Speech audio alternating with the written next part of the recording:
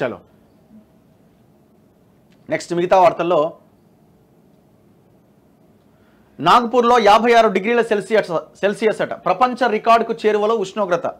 దేశంలో నాగ్పూర్లో 56 డిగ్రీలట, అంటే బయటికి వెళ్తే ఇక కాలిపోవడమేనట్టు ఆ స్థాయి ఎండ కొట్టింది. ఎక్కడ 56 డిగ్రీలు, మన దగ్గర నిన్న మొన్న 42, 43 ఉంటేనే మనం తట్టుకోలేకపోయినాం. ఎండల తీవ్రతకు హన్మకొండ జిల్లాలో చెట్ల కింద సేద తీరుతున్న గొర్రెల కాపర్లు. దేశంలో వడదెబ్బతో 79 మంది చనిపోయారట. 79 మంది, 25 మంది ఎన్నికల సిబ్బంది. అందులో చూడండి ఎంత భయంకరమైన సిచ్యువేషనో. ఉత్తరాదికి 3 రోజులు భారీ వర్షాలు, ఢిల్లీ పరిసరాల్లో ధూళి తుఫాన్. ఐఎండీ హెచ్చరిక, జాతీయ విపత్తుగా ప్రకటించండి రాజస్థాన్ హైకోర్టు చెప్తున్నది.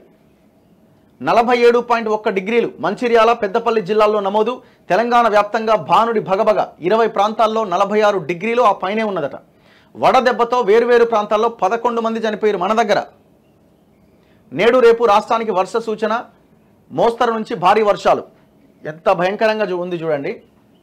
దేశవ్యాప్తంగా శుక్రవారం వడదెబ్బతో 79 మంది ఒక డేలో.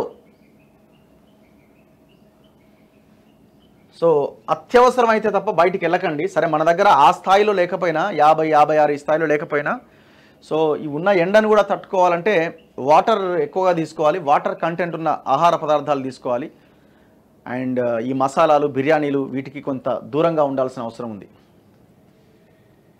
ఇంట్లో ఉన్న డీహైడ్రేషన్ అవుతుందట. ఇంట్లో ఉన్న ఎండ ఎక్కువగా ఉంటే వాటర్ కంటెంట్ తీసుకోకుండా ఉంటే ఇంట్లో కూడా డీహైడ్రేషన్ అవుతుంది.